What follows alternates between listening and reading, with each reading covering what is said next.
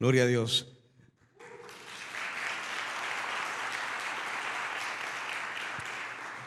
Tenemos, antes de iniciar el mensaje, quiero recordarles, que se me pasó por alto hace un momento, recordarles que mañana iniciamos el prematrimonial. Todos los lunes, van a ser 5 lunes, donde vamos a iniciar un prematrimonial. Así que aquellas personas que tienen el deseo de casarse, hágame el favor de hacerlo,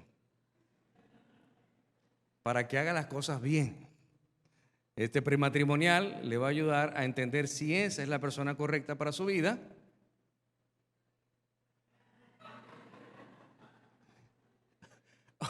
o si no es. Entonces, por eso es muy importante hacerlo, para que no tenga que después arrepentirse de tomar la decisión incorrecta. Si quiere más información, pues en las redes sociales o en la librería al salir usted puede conseguir esta información.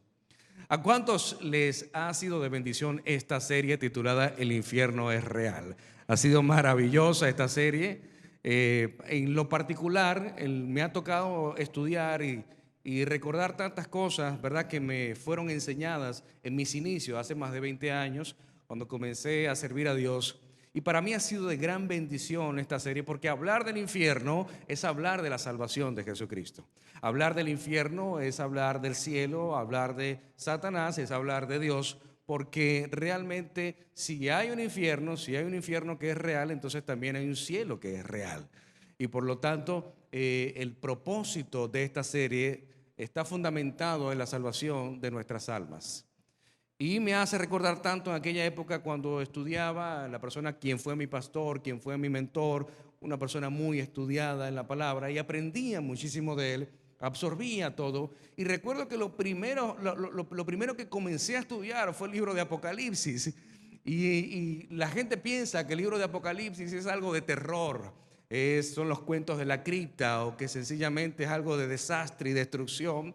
Y aunque ciertamente te enseña el fin del mundo, realmente lo que el libro de Apocalipsis habla es del infinito amor que Dios tiene con nosotros, su iglesia. Y es por eso que nosotros tenemos que entender que mientras más hagamos conciencia de la verdad espiritual que está en esta serie que estamos dando, usted va a crecer mucho más y va a entender el propósito de Dios en su vida. Y entonces aquí salta la pregunta, la cual he puesto como título de la serie en el día de hoy, es: ¿quién irá al infierno? Esta es la pregunta que todo el mundo se hace. Algunos se dicen: ¿seré yo el que irá al infierno? Pero realmente esta es la pregunta que sale a colación cuando hablamos de este destino final. ¿A dónde iremos? Si yo iré al cielo o iré al infierno. Esta es la pregunta que más curiosidad nos causa. Y el Señor Jesús trata con una parábola, la parábola de la red para pescar, que se encuentra en el libro de Mateo capítulo 13, versos 47 y 51. Jesús dice: también el reino de los cielos es como una red para pescar, que se echó al agua y atrapó toda clase de peces. Cuando la red se llenó, los pescadores la arrastraron a la orilla y se sentaron y agruparon los peces buenos en cajas, pero desecharon los que no servían. Así será el fin del mundo. Los ángeles vendrán y separarán a los perversos de los justos, y se arrojarán a los malos en el horno ardiente, donde habrá llanto y rechinar de dientes. ¿Entienden todas estas cosas? Sí, le dijeron, las entendemos. Mentira, ellos no entendían nada. Ellos no entendían nada, así como muchas veces nos ha pasado a nosotros. Salimos de la iglesia y la gente te pregunta: ¿qué tal estuvo la iglesia hoy? Buenísima, espectacular. ¿De qué predicó el pastor? Yo no sé, pero estuvo buenísimo. Y muchas veces nos quedamos con esa incógnita de: no entendí mucho, pero lo voy a dejar así. No tenemos el valor o la intención de escudriñar, como bien nos enseña la Escritura, escudriñar la palabra de Dios, profundizar en lo que realmente está ahí escrito y qué es lo que quiere decir, con qué intención fue escrito y por qué yo debo saber lo que está ahí escrito. Y definitivamente el fin del mundo trata de esto, de separar a los perversos de los justos. Y somos justos porque fuimos justificados por la sangre de Jesús derramada en la cruz del Calvario. Esa es nuestra justificación. Si fuera por nuestros actos, merecíamos la muerte eterna, merecíamos ir a la cruz. Esa es la verdad. Por eso Jesús tomó nuestro lugar y fue a la cruz a morir por cada uno de nosotros. Y nos otorgó la salvación, como lo decía el domingo pasado. Era tan costosa que no hay tesoros en la tierra que puedan comprar la salvación de un alma. Por lo tanto, el Señor decide darla de manera gratuita, lo que quiere decir que la salvación, que por el hecho de ser gratis, no quiere decir que no tenga un valor. Tiene un gran valor, pero es tan incomparable que se dio de manera gratuita. Por eso en este tiempo el profeta Isaías escribe algo que hoy sigue vigente. En el libro de Isaías, capítulo 55, versos 6 y 7. El profeta dice: buscad a Jehová mientras pueda ser hallado.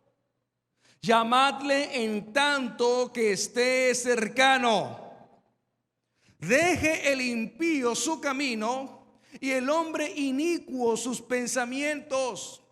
Vuélvanse a Jehová, el cual tendrá de él misericordia, y al Dios nuestro, el cual será amplio en perdonar. El problema radica en las personas cuando no quieren someterse a la voluntad de Dios, quieren hacer cumplir sus deseos personales, sus pasiones carnales, y quieren maquillarlos como que son cosas de Dios. Y mucha gente dice: Dios me dijo, y en la mañana dice: Dios me dijo, y después al día, en la tarde o al día siguiente dice: no era eso lo que Dios me dijo. Entonces, ¿Dios te dijo o no te dijo? Ponte de acuerdo, porque la misma Biblia dice: ay de aquel que dice Dios me dijo y yo no dije nada. Que también ir a la ligera, porque lo que quiero es conseguir lo que en mi deseo hay. La gente quiere hacer cumplir sus sueños personales por encima del propósito de Dios en sus vidas. La gente hoy se casa porque quieren ser felices. Nadie se casa para ser feliz. Si hay alguien que se quiere casar para ser feliz, no va a ser feliz porque está responsabilizando su felicidad en las manos de alguien más. La gente se casa porque ya son felices. Por eso Dios no une matrimonios, Dios une propósitos.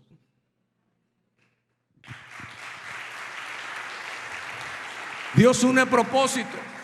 Y hay gente que están desesperados por casarse, que lo único que dicen es: Dios me dio esta bendición, Dios me dijo que sí, y Dios no te dijo nada. Por eso el profeta dice: busca a Jehová, porque eso es lo que prima. El Señor Jesús resume los 10 mandamientos en 2 y dice: ama al Señor tu Dios con toda tu mente, con todo tu corazón, con toda tu alma, y ama a tu prójimo como a ti mismo. Lo que el Señor Jesús está diciendo, que para Dios lo más importante aquí en la tierra son las almas, son las personas. Por eso, si tu vida no está inspirando a otros a seguir a Jesús, cuestiona tu salvación. Cuestiona tu cristianismo. Porque no estamos para juzgar ni para señalar, sino para que mi vida transforme la vida de alguien más. Ese es el plan y el propósito. Dios me unió a mi esposa no porque ay, qué lindos somos, la pasamos tan bien. Y ella me hace café todas las mañanas, qué linda. No, no es para eso que Dios une un matrimonio. Es para que su propósito se cumpla a través de ese matrimonio. Cuando el propósito no es prioridad en una relación, entonces la relación tiene fecha de vencimiento. Porque es el propósito de Dios que debe cumplirse en la vida de una persona y en el matrimonio de una persona. Para eso Dios inventó el matrimonio. ¿Sabías tú que lo primero que Dios inventó no fue la iglesia? Porque la iglesia somos tú y yo, la iglesia no es un edificio. Lo que Dios inventó primeramente fue el matrimonio. Dios creó al hombre y dijo, no es bueno que el hombre esté solo. ¿Quién sabe lo que estaría haciendo Adán? Que Dios dijo, no es bueno que el hombre esté solo. Haré para él una ayuda idónea. Algunos hombres me han dicho en consejerías, pastor, a mí me tocó la errónea. No. Es la idónea. El erróneo eres tú.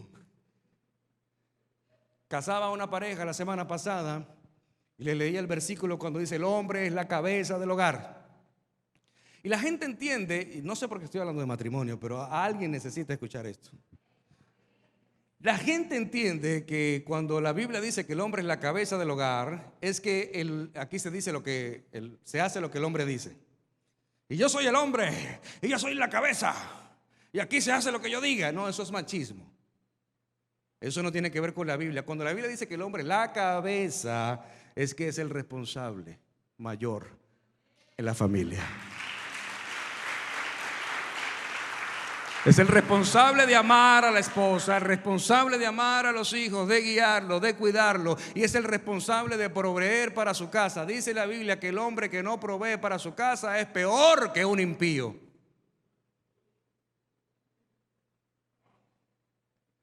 Eso es lo que es ser cabeza, que es muy lindo ser, yo soy la cabeza del hogar. Sí, pero no cumples con nada, no cuidas lo que Dios te ha dado.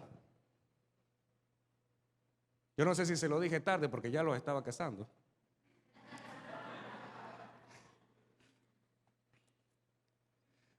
El propósito es más grande que tu vida.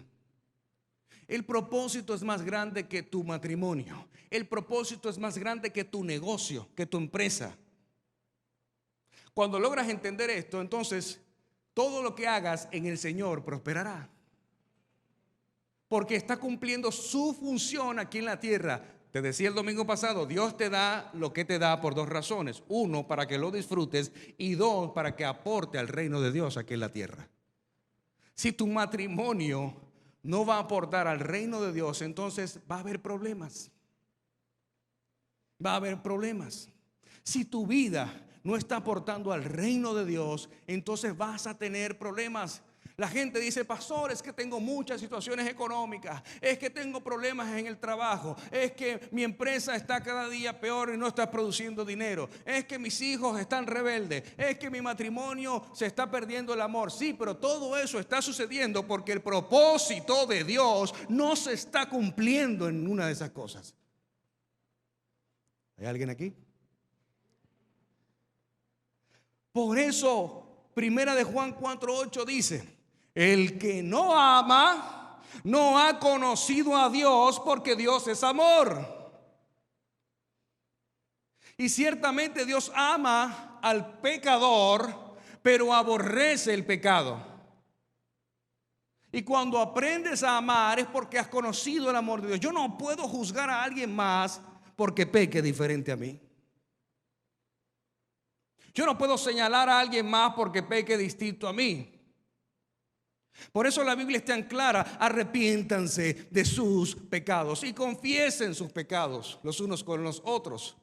Cuando la Biblia habla de arrepentimiento, está hablando de la palabra en el griego metanoia, que significa cambio de dirección. El arrepentimiento no es decir, ya no lo voy a volver a hacer, porque cuando dice no lo voy a volver a hacer, vuelves y lo haces. El arrepentimiento es un cambio de actitud, es un cambio de dirección, que el resultado es cuando los demás son los que dicen, él ha cambiado, ella ha cambiado. Pero el arrepentimiento no se consuma si no hay una confesión. Hello. El arrepentimiento no se consuma cuando no hay una confesión, porque la confesión te hace libre. ¿Por qué no confiesan las personas sus pecados? Porque sencillamente tienen temor de lo que dirán las otras personas, tienen temor de lo que pensarán de esa persona que ha sido una persona correcta, porque le enseñaron a ser perfecto, te enseñaron a ser perfecta y que no podías cometer un solo error. Y te engañaron porque no eres perfecto, no eres perfecta. Cuando conoces a Dios, entiendes que Dios es amor. Por eso está escrito: el que no ama, no ha conocido a Dios. Pero ojo, el amor es con límites. Jesús dijo que pongamos nuestra otra mejilla. Pero ¿cuántas mejillas tiene usted? El amor tiene límites. Y por eso, para yo poder corregir, debo primero amar. Porque si yo corrijo sin el amor de Dios, voy a maltratar.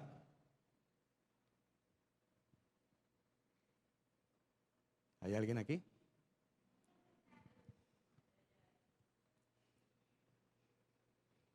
Por eso es muy delicado, iglesia, cuando nosotros, en nuestra ignorancia, en nuestro desconocimiento, le entregamos nuestra vida a Dios, comenzamos a venir a la iglesia y nuestra ignorancia del arrepentimiento y el desconocimiento de mi pecado hace que otros tropiecen por mi vida.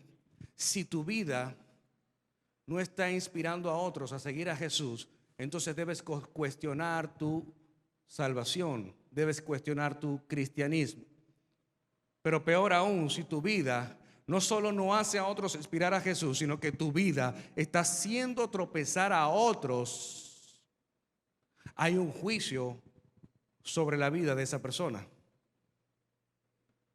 Entendiendo que como Dios es amor, dice, no pasa nada, yo cometo este pecado, Dios me perdona y sigo, como nos enseñaron antes de: peco, rezo y empato.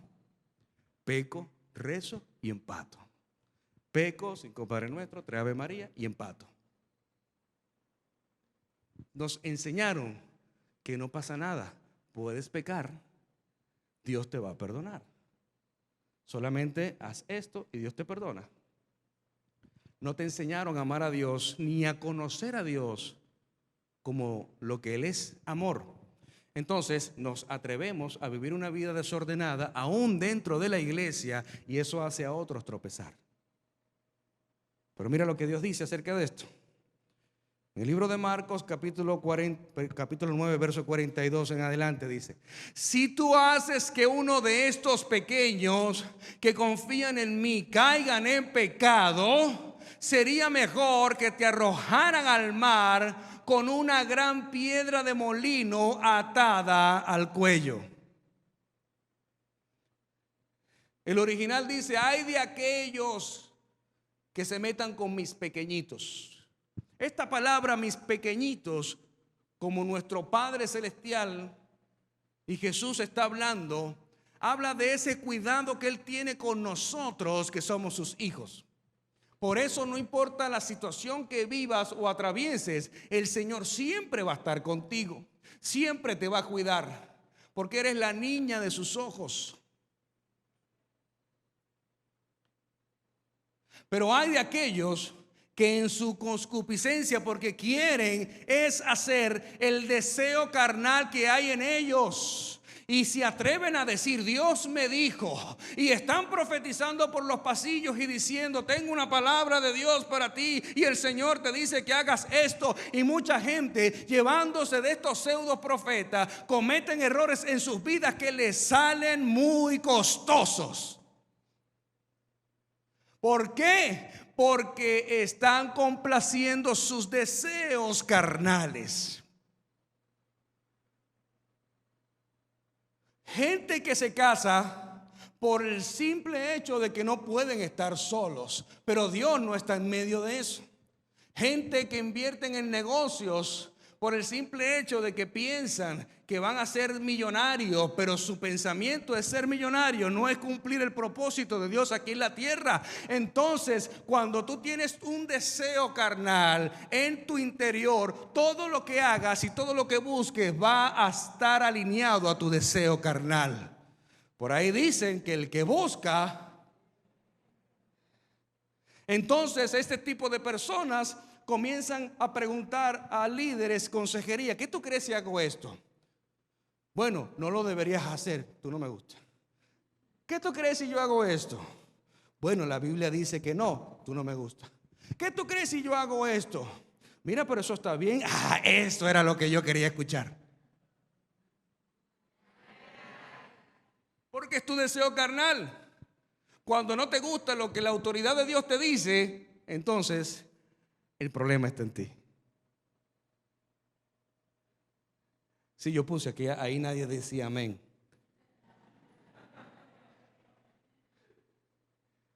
El problema está en ti porque estás poniendo por encima del propósito de Dios tu deseo.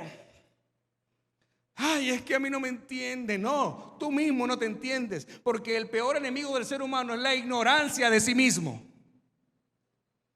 Tu peor enemigo eres tú. Cuídate de la que duerme contigo.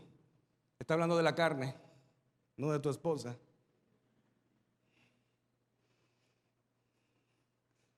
Dice que es preferible que te arrojaran al mar con una piedra de molino atada al cuello.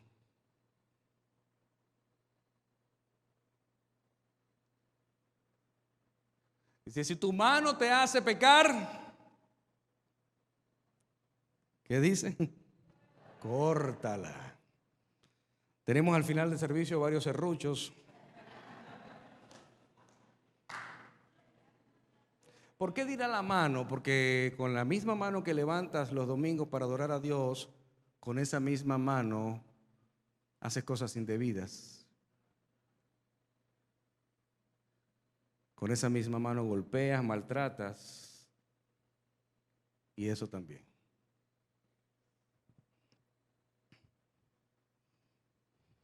Es preferible entrar en la vida eterna con una sola mano que en el fuego inextinguible del infierno con las dos manos. Si tu pie te hace pecar, córtalo. Es preferible entrar en la vida eterna con un solo pie que ser arrojado al infierno con los dos pies. Si tu ojo te hace pecar, sácatelo. Es preferible entrar en el reino de Dios con un solo ojo que tener los dos ojos y ser arrojado al infierno, donde los gusanos nunca mueren y el fuego nunca se apaga.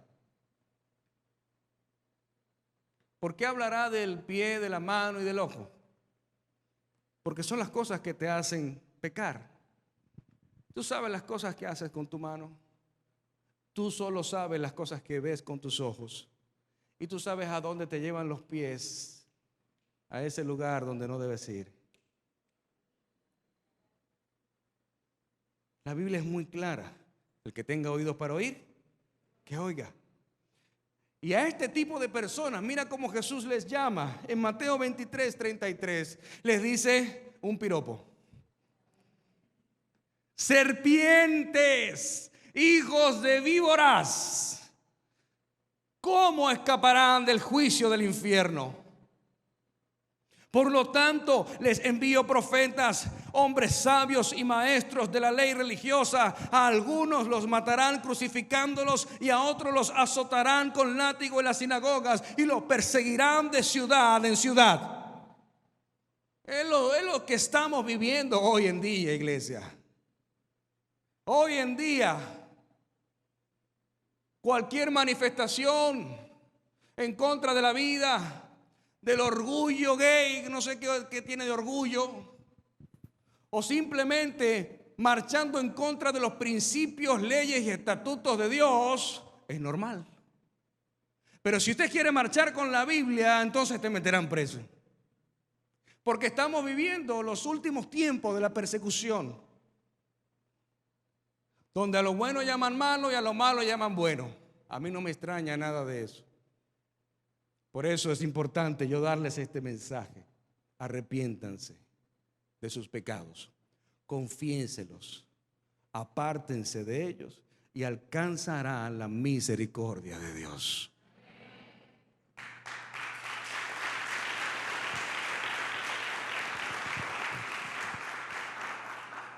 Una y otra vez Cristo reprendió a los fariseos, y dígase fariseo, una persona que enseña de Dios pero que no le conoce. Una persona que habla de Dios pero no le conoce.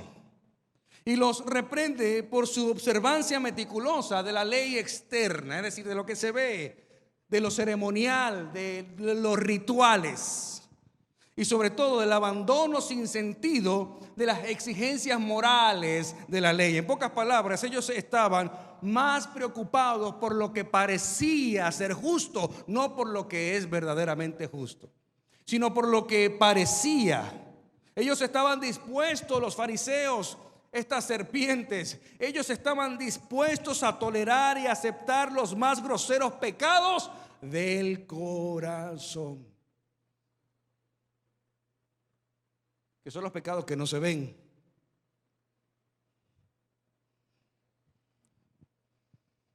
Ellos pensaban que nadie más podía descubrir lo que realmente estaba dentro de ellos. Pero el Señor conoce nuestros pensamientos, el Señor conoce nuestro corazón.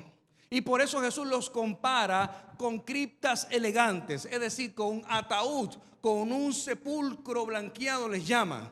Le dice, ustedes son sepulcros blanqueados. ¿Para qué sirve una caja, un ataúd? ¿Para qué? Para colocar dentro un muerto que con el tiempo será consumido por los gusanos.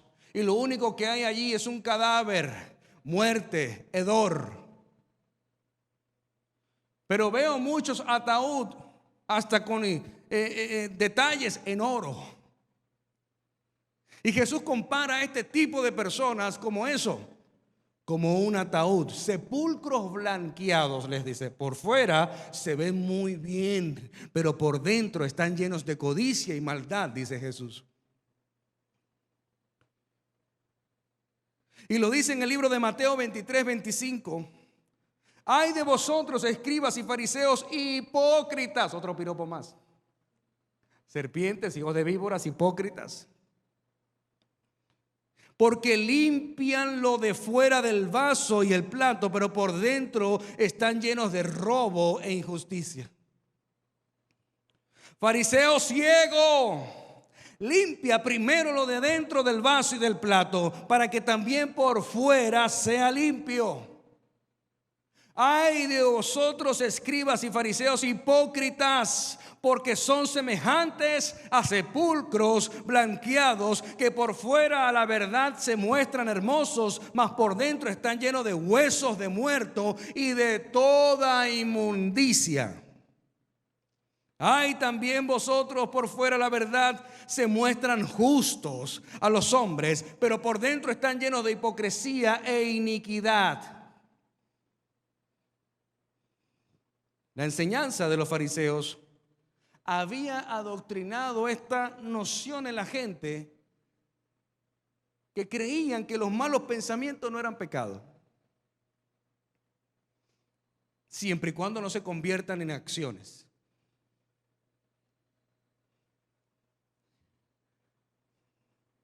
Y por esta razón Jesús se va a dar el sermón del monte, conocido como el sermón del monte.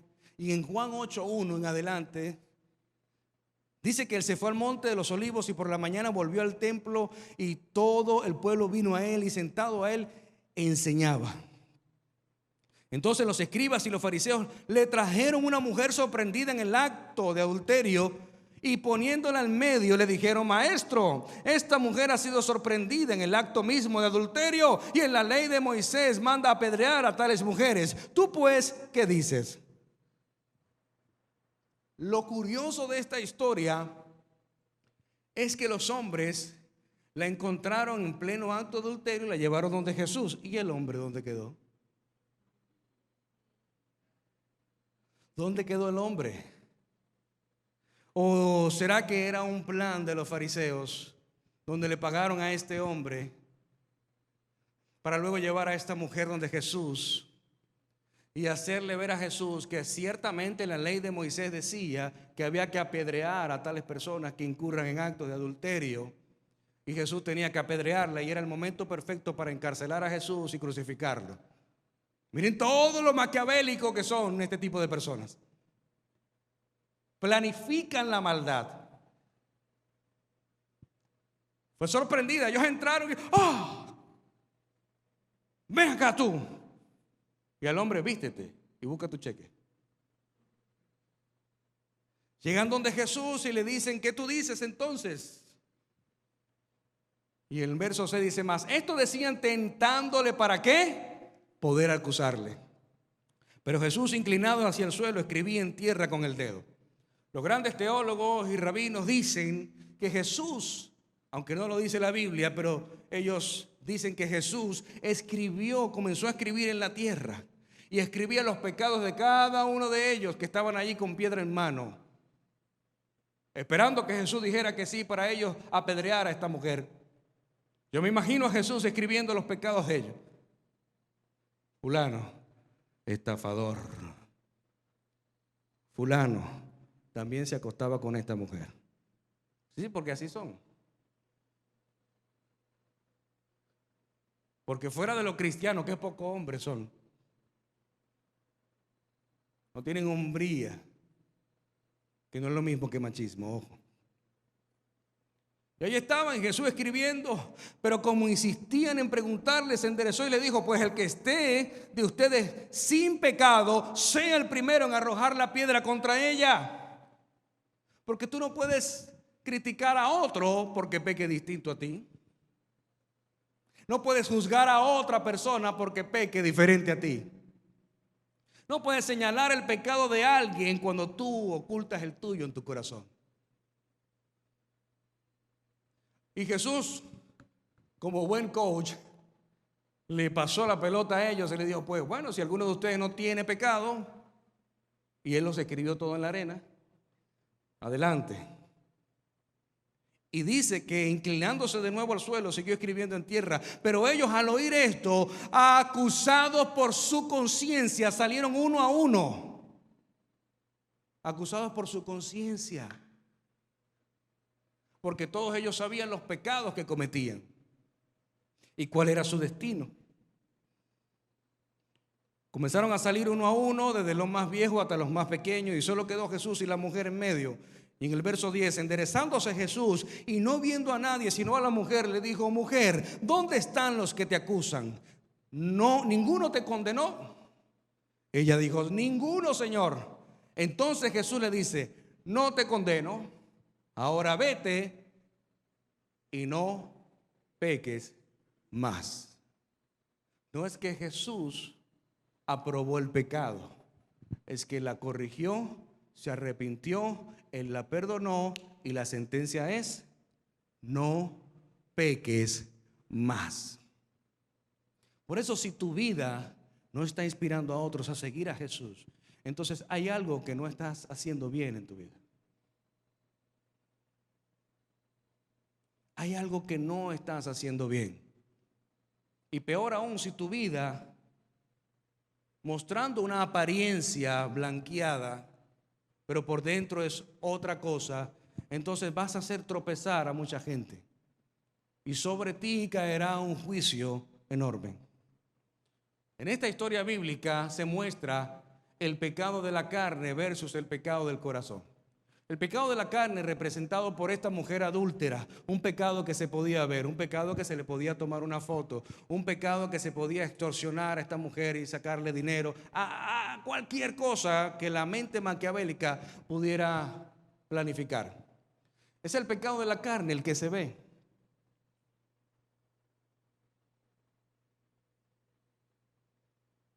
Mire, yo tengo mis brazos tatuados. Dice, un pastor con tatuaje. Sí. No estoy en contra de los tatuajes. Ese cuerpo es suyo. Pero me recuerdo en una ocasión, me tenía que hacer una placa de tórax. La enfermera me dice, quítese la camisa. Y yo dije, ay, Dios mío. Estoy ahí sin camisa, pegado a esa plancha calientita, helada. Y la enfermera está ahí con su cuestión, llenando su planilla, y dice, ¿y usted a qué se dedica?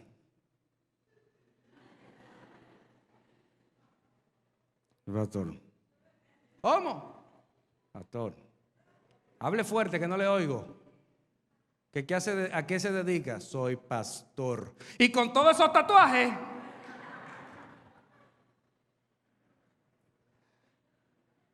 Sí. Y si usted supiera que me quiero hacer otro, pero no puedo. ¿Por qué? Porque lo que se ve es fácil juzgar. Pero lo que no se ve, ¿quién lo juzga?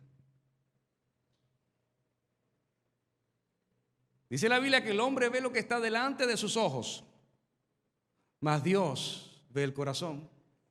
Un día almorzando con una persona religiosa, me decía, esa gente que se hacen tatuajes. Yo no entiendo, pastor, cómo hay cristianos que se hacen tatuajes y que andan con tatuajes. Y mi esposa me miraba y se reía. Y yo dije, se lo voy a decir. Y dije, bueno, yo tengo tatuajes. No, pero usted sabe, o sea, yo lo que diga.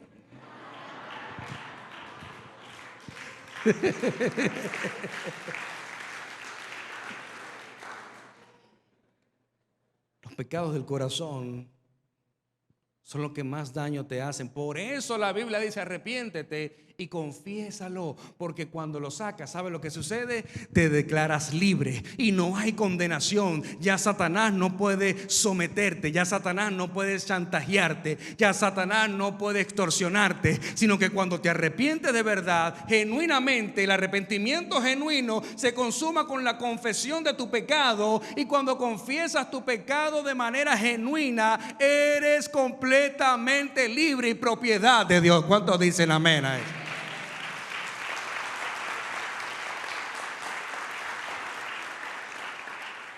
Había una parejita de hermanos, él tenía 9, ella tenía 10 años, y se fueron de vacaciones donde los abuelos, en una finca. Al abuelo le gustaban los patos y tenía muchos patos en el patio. Y un día el niño estaba jugando con un tirapiedra, y jugando con el tirapiedra le dio un pato en la cabeza, lo mató, y el niño asustado fue y lo enterró. Y cuando él entra a la casa, la hermana lo ve y le dice, vi lo que hiciste. Y él asustado le dice, no se lo digas a los abuelos, por favor, no se lo digas. Eso tiene un precio. Lo que tú quieras, yo hago lo que tú quieras.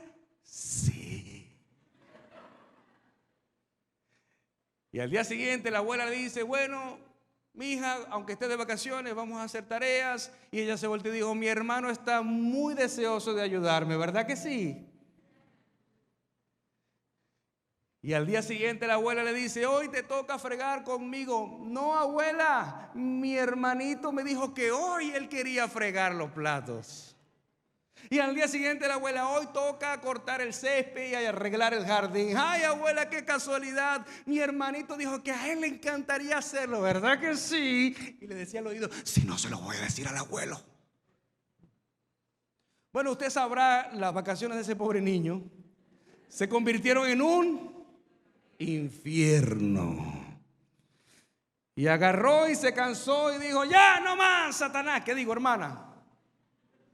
No más. Y se fue corriendo donde el abuelo. Y abuelo, te tengo que confesar algo porque ya no aguanto. Y yo los otros días estaba jugando en el patio y yo maté a uno de tus patos y lo enterré porque tenía mucho miedo. Y el abuelo le dijo, yo te vi cuando lo hiciste. Solo estaba esperando cuánto más ibas a soportar el sometimiento de tu hermana. Así hace Satanás contigo. Mientras mantengas oculto tu pecado, Satanás te va a controlar, a gobernar y a someter. Y vas a hacer todo lo que Satanás te diga, porque no quieres que nadie se entere de eso terrible. Mucha gente me confiesan cosas que para su entender son terribles. Cuando me las cuentan, yo permanezco inmutable. Se sorprenden porque no hago ningún gesto.